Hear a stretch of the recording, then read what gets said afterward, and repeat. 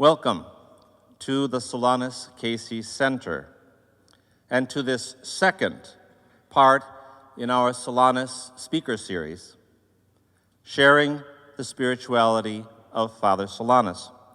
Our second speaker is another of our Capuchin brothers whose long experience of Capuchin life also overlaps in his younger years the life of Father Solanus. Brother Martin Pabel was ordained to the priesthood in 1958. He received his doctorate in counseling psychology from the Catholic University of America in 1965. He taught courses in pastoral counseling and parish evangelization at seminaries in Wisconsin. He was my professor of pastoral counseling, I am proud to say. He has done extensive counseling with priests, religious, and laity.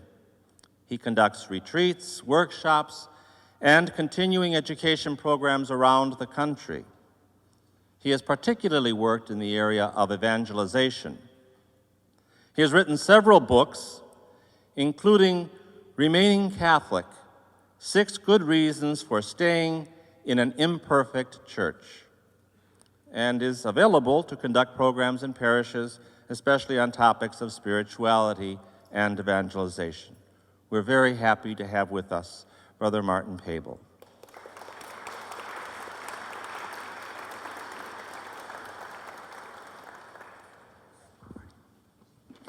Thank you, Brother Larry. It's always nice to have people clap before I do anything. I feel very honored today because I was praying in the chapel earlier this afternoon. I realized that it was 60 years ago in August that I began my Capuchin life as a novice right here at this monastery, okay?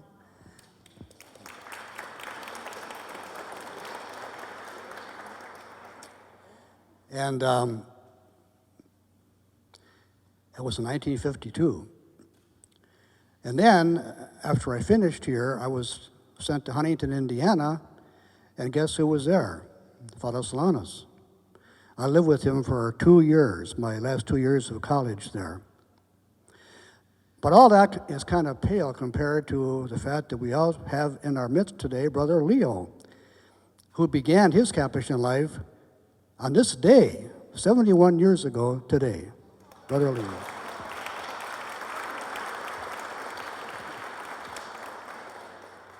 That's awesome, isn't it? I was asked to talk about Father Solanus and his way of reaching out to the people who are unchurched, people who have kind of lost their way spiritually. It's a very important topic for our time because we know that there's a dwindling number of our people attending church nowadays. Every Easter Vigil, we're happy because people come into the church, they receive in the RCIA or whatever, they're baptized and make their profession of faith. But we're very much aware that there's many more who have left the Catholic Church. Some estimate is that for every person coming in the front door of the Catholic Church, there are 3 going out the back door. That's not a very happy statistic. And probably every one of us here has family members who have become inactive in our Catholic Church, nieces and nephews, grandnieces and nephews, and so on, maybe even some of your own children. That's a pain in our hearts, isn't it? And we cannot be indifferent to that because Jesus asked us he told the disciples to go to the lost sheep. He himself called himself the Good Shepherd who goes in search of the sheep who have gone astray. That's a call to all of us. So tonight is a very important topic, I believe. We look at Father Solanus and we see his great concern for people who are spiritually disconnected or wandering around spiritually. Everybody agrees that he was available to everyone Catholic or not. He would pray for anyone who asked for prayers and for healings, including people of other faiths. He was ecumenical in the best sense of the word. We have testimony, formal testimony from Father Michael Chefai, who was pastor of St. Paul's Maltese Parish on the near west side, 4th and Plum Street. He said in his testimony, many people came to talk to him and asked for prayers, because Father Solanus helped out at that parish many times on Sundays. He said, Father Chefai said, men and women, young and old, Catholics, Protestants, Jews, all sought him out. Governmental officials, 33-degree Masons, would talk to him on his way back from church to the rectory after Mass. When they asked for prayers, of course, he would often say, well, I'll pray for you, but you have to pray too, you know. He always urged people to return to God if they turned away from God in any way. He was especially direct with Catholics. If they were not attending Sunday Mass regularly, he would challenge them on their obligation. If they would attend but not receive communion, he'd urge them to receive communion. So he was always kind of asking them to make the next step forward in their spiritual journey. One example was a man who came to him asking for healing for his ulcers. Father Solanus asked if he was receiving the Eucharist and the sacraments. The man said no. And Father said, well, how long has it been since you attended Mass? The man said, 21 years. And Father said, 21 years? You should go into chapel and kneel down and thank God you're still walking. Now, if you promise me right now that you will go to confession and communion as soon as you can, your health will return. Will you do that? Notice how direct but also how gentle he was. And the man said, yes, I will. He knelt down, Father blessed him, and said, you're going to be all right. That's often what he said to people. You're going to be all right. The man went to confession. The ulcers were healed. He lived for 15 more years. He has such power as faith in the power of the sacraments, okay? The presence of Jesus' healing power, right, in those very gentle little things we call sacraments. We also know he was able to sometimes read people's hearts, things that they were not telling him. One example is this elderly father who asked his son to take him to see Father Solanus.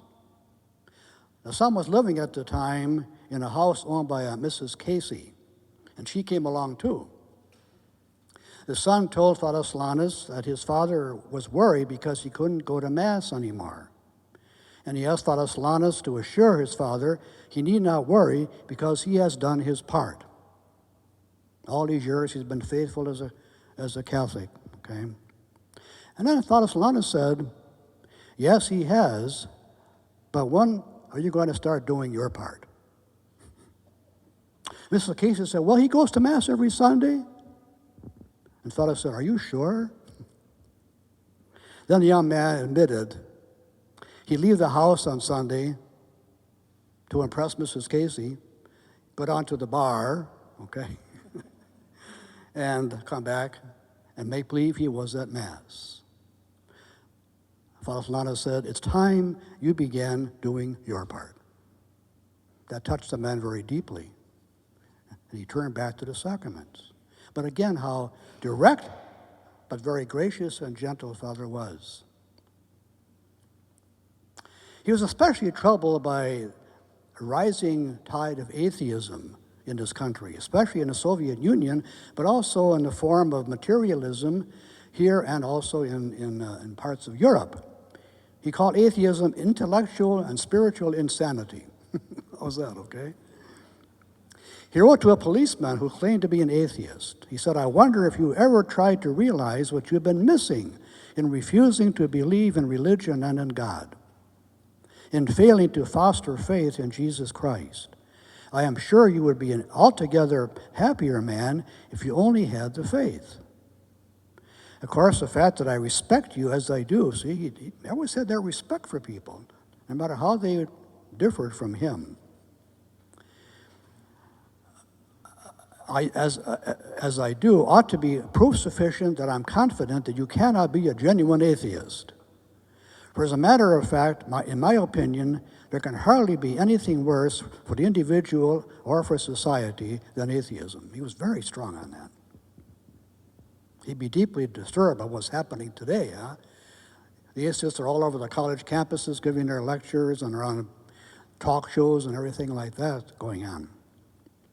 So he would challenge that, but he always had that respect for the individual person, trying to gently lead them step by step to a deeper level of faith.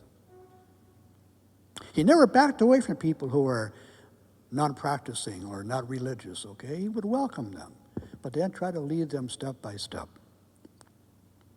He ministered mostly to Catholics, as we know, but many non-Catholics, especially Protestant Christians, came to him because their Catholic friends invited them. He always received them with great kindness. He prayed for them and for their loved ones. If he sensed they were open, he'd invite them to at least consider the claims of the Catholic Church. Just to, at least investigate, okay? He'd remind them that it's the only church that can trace itself back to the time of the apostles. But in the end, they must follow their own convictions, their own conscience. He always honored that.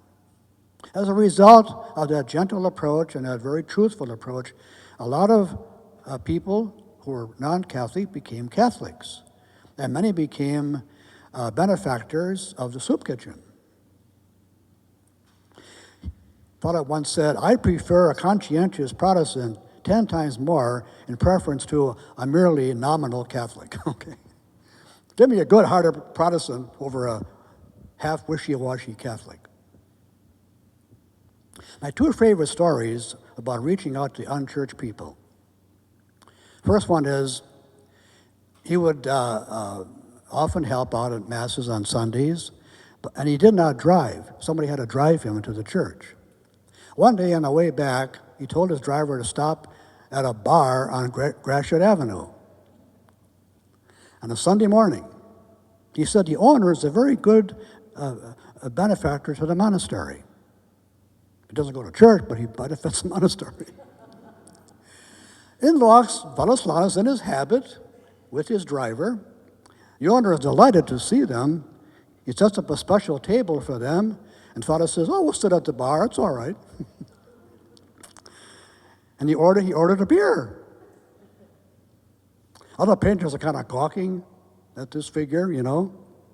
And now leaving, the owner handed Father something, probably a donation of some kind, and Father said, I didn't come for that. I just wanted to see you and check out your beer. He said, it's really good. Oh, God bless him. I love it. The other story is one morning, he was always the first one up in the morning. One morning about 4 o'clock, the front doorbell rings. So he went to answer it. And so the guy walks in and says, where's that guy Solanus? And Father Solanus says, well, he's here, but why do you want to see him? The guy says, I want to kill him. This is a true story. And Father Solanus said, well, that's something that should be discussed. It should be discussed. Sit down, okay? So the guy sits down and starts talking, okay? And he just encouraged him to talk. It shakes out that he's the head of the East Side Communist Party at that time. His mother was a devout Catholic and a good friend of Father Solanus, but this guy, of course, didn't know that, except he'd always talk about Father Solanus. This guy would get more and more mad. And she's upset because he held his meetings in her house. All these communists were coming in her home, and she didn't like the way they talked. Also, this man had quit the Catholic Church, of course. So Father let him talk, and the man calmed down, calm down. Now, how this happened, I don't know, but eventually he knelt down and asked for Father Solanus' blessing. Of course, he didn't realize who he was talking to, of course. He asked for his blessing and asked to go to confession. Now, there's a problem because his father could not hear confessions, right? So he said, oh, okay, that's wonderful, but why don't you come back later on this morning? We'll get one of the priests to hear your confession. And bring your mother along, okay? So what the guy does, he comes back with his mom and went to confession, returned to the church, and quit the Communist Party. Moves from a murderous intent to this kind of transformation. Because this man knew how to welcome him and accept him and bless him and everything and give him a chance to talk out his feelings, all right? It's a wonderful evangelization model, which I'm going to talk about right now. There are not a whole lot of stories like this about Father Solanus, except these ones. And they tell you a lot about how he reverenced everybody and how he respected everybody and how he would treat people with great kindness, but also with great, he challenged them. Now, when I think about today's situation, I make a distinction between, Catholics who have stopped practicing, and unchurched people who don't have any religion whatsoever or any church connection whatsoever. There's a distinction I think I make in my mind between those who are satisfied and those who are seekers. The satisfied are those people who have left the church or never been part of a church, and they're happy being there, okay? They want no more to do with any church or with the Catholic Church. They're satisfied. The seekers are people who have walked away, okay, or never was part of a community, but they're open. They're looking for something to believe in and something to hope for. So that's why I call them seekers. But they will not usually make the first move. But if somebody from the church reaches out to them, they will often grab their hand. I remember Father William McKee, he's a Redemptorist priest. A long time ago, I read this story about him. He told it himself. He said he's giving a talk one day to a group of people, and he talked about his ministry to people who are not in the church, who have left the church. And after a while, a guy comes up to him and says, Father, I used to be Catholic, but I left the church a while ago. Well, Father said, did you ever think about coming back? The man said, sure, lots of times. And the priest said, well, why didn't you? You know what he said? Nobody ever invited me. Father McKee said, I'm inviting you right now. Okay? What do I have to do? Just go to confession and make up your mind to come to Sunday Mass. Will you do that? The guy said, sure. Nobody ever invited me. This man did, okay? He's a seeker, you got it? But he won't make the first move. That tells you and me that we need to reach the hand out, okay? Invite. Give people a chance to walk across the bridge. Ordinarily, clergy don't have that opportunity. We priests don't have that. It's the lay people who have the connections with the unchurched people and unpracticing Catholics. Now, most Catholics are reluctant to do that. First of all, they were never encouraged to do that, and they were never taught how to do it, even if they wanted to. Let me tell you a story. I took a 1-week workshop training in Florida one time on evangelization. And one night we were told to go out 2 by 2 visiting, ringing doorbells in the neighborhood and telling people, we're here from the Catholic Church, we're just visiting our neighbors, we'd like to talk with you. So 2 of us went out, 2 of us went here, 2 of us went there. The place we went to was a nice neighborhood. First place we went to, I ring the doorbell and there's this voice comes through the loudspeaker, who's there, Oh, from the Catholic Church, we're visiting our neighbors. We're not going to let you in. This is a high crime area, How can we trust you? Goodbye. God bless you. Moved on to 3 more houses, same thing. Got to one house, the guy let us in. He was a Lutheran. We told them we're from the Catholic Church, we're going to visiting our neighbors, asking about their faith and so on. The guy turns to his wife in the kitchen and says, "Honey, Catholics are evangelizing. I think it's the end of the world."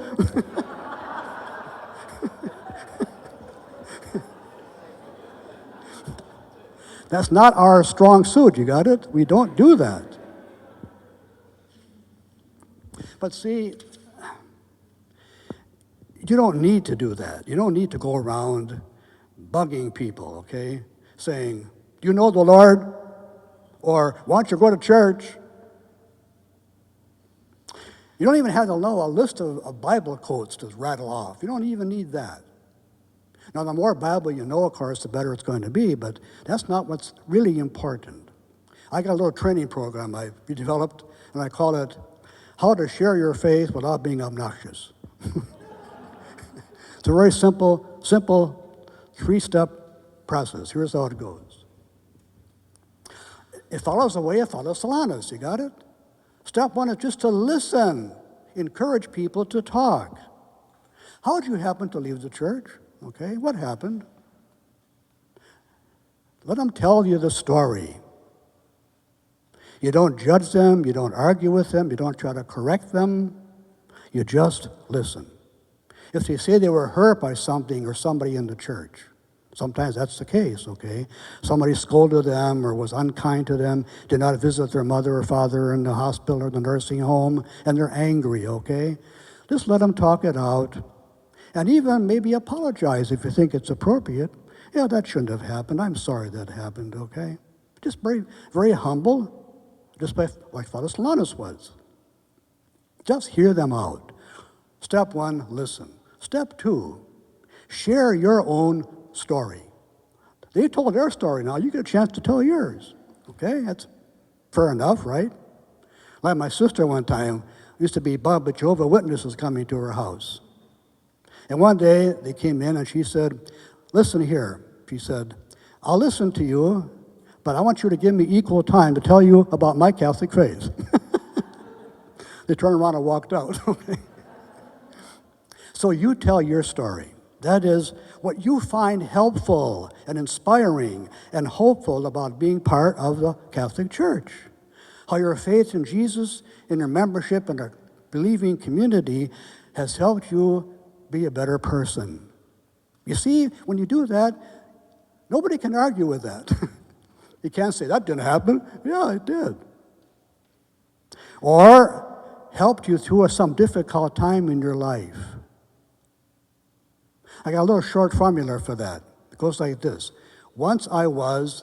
in some negative state, then God did, ... something. Now I am, ... Once I was in a negative state, I was discouraged, or I was afraid, or I felt very weak. I felt guilty. I was sick. I had no sense of direction for my life. I was angry about something, blah, blah, blah. Once I was in a negative state, and then God did something, usually to other people, right? Our Father Peter Hassel used to say, God has a habit of using people. But it's a good habit. He uses us to further his purposes, right? So then God did something, all right? For example, you can say, I turned to God in prayer and asked others to pray for me, and I changed. Or I read or heard something from the Bible, and it gave me a whole new way to look at my problem. Or the priest says something in his homily on Sunday. That can happen once in a while, right? And it touched me. It really helped me. I read this book or saw something on television that gave me a lot of encouragement. See what God did? Or losing my job made me think I lost my spiritual bearings too, and that woke me up. Or my 5-year-old said to me one day, how come we don't go to church like Jimmy's parents do? Wow. Once I was, then God did, and now I am. Now I'm in a much more positive state. I moved from fear to courage. I move from weakness to strength. I move from discouragement to hope. I move from guilt to peace. I move from sickness to healing. I move from aimlessness to having a purpose in life. I move from anger to forgiveness. I forgave the person who hurt me. I'm in a much better state now, okay? You see, those kind of stories speak to people. You aren't preaching, you're simply saying, this is what happened. Here's what God can do. Step 3, you simply invite. Ask them, okay, now, do you ever pray about any of this that you're telling me? Do you ever turn to God? You ever thought about regaining your relationship with God? You ever thought about reconnecting with the Catholic Church? Remember that guy just said, sure, lots of times. What's holding you back? Let him talk about that. Have you ever thought of forgiving the church for what happened to you? We could forgive the church, right? Or if you're really courageous, you sound like you're about ready to come back, maybe check out the Mass. You want to go with me? I'll meet you there. Show you how to, when you sit and stand and so on. That's what they're worried about. I don't even know how to behave in church, okay? I'll be there with you, okay? I'll hand you the book. Introduce it to some people. Make it easy for them as possible, all right? And if they say, yes, I'd like to do that, we'll make definite arrangements. We'll meet you there or we'll pick you up, whatever you want to do. Maybe you aren't ready for coming to Mass right now, but maybe there's a concert in your parish. Invite them to come to that. Or the kids are putting on a play. Invite them to come to that. Or the parish festival. What the heck, you know? Beer and brats. So whatever it takes to make a connection, all right? That's all you have to do. Listen, share your story, and invite. That sounds to me a lot like Father Solanus.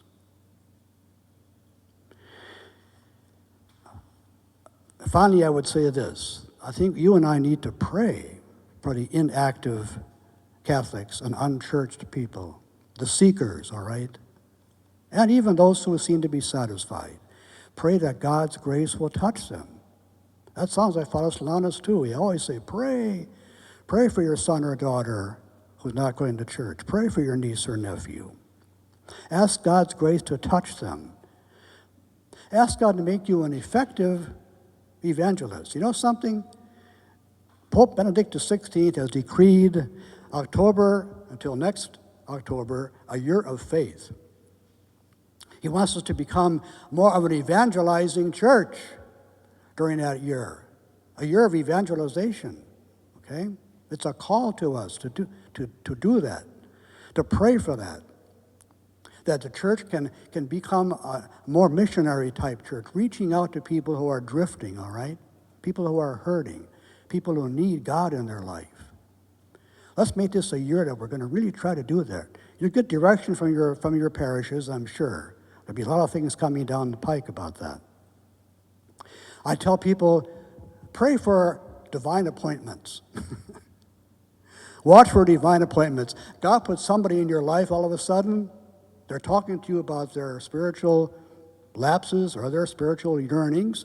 Listen, that's a divine appointment, okay? God put me in a situation for a reason. And give you the spirit of holy boldness to be able to speak about your faith and how it has helped you. You know what the nice thing about that? People can't argue with that.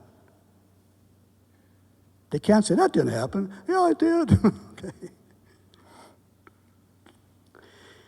You know, the first apostles once said when they were arrested for speaking about Jesus Christ, and what did they say? Peter and John said, we cannot help speaking about what we have seen and heard. We can't help it. Speaking of what we have seen and heard, that should be our line also, at least in our hearts, okay? It's time for us Catholics to move out of the basement and up to the housetops. Remember when Pope John Paul II visited this country on youth World Youth Days out in Denver. He spoke to the kids, and at one point he left his prepared speech, looked up and said to the kids, "This is not a time to be ashamed of the gospel. It's a time to be proud of it, to shout it from the housetops." And they all began clapping and cheering. The kids got it. The kids got it. Not be ashamed of the gospel, but be proud of it. Up in the basement, up to the housetops. There's two great quotes in the Bible I love to use when I'm teaching these things. One is, I always ask Catholics, what are the very last words of Jesus on earth? Anybody want to try it? What? Father, forgive them, you know not what they do? I get an answer like that usually, or I get the answer, "It is finished." And I say, that's the answer I usually get, but it's the wrong answer. It's a trick question. I didn't say his last words on the cross, his last words on earth. He rose from the dead and said some more things after that, right? Now, anybody? Yes. Yeah, you got it. Go into the whole world and make disciples of all the nations. Teach them to observe everything I've taught you. Baptize them in the name of the Father, and Son, and Holy Spirit. And good luck, you'll be on your own, right? No. What's the last line? I will be with you always, right? It's called the Great Commissioning. He sent them out and said, I'm going to be with you. I saw a cartoon on the Ascension one time. This is Ascension coming up Sunday. Listen for that. He's going up to heaven. They're looking up to heaven and they're saying, Lord, what if we fail? Have you got a backup plan? And he said, no, all I got is you. We're it, folks. All he has is us.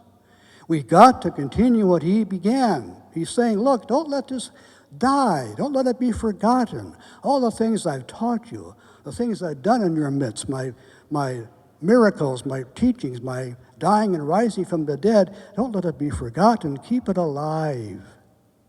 And I'll be there with you. Marvelous.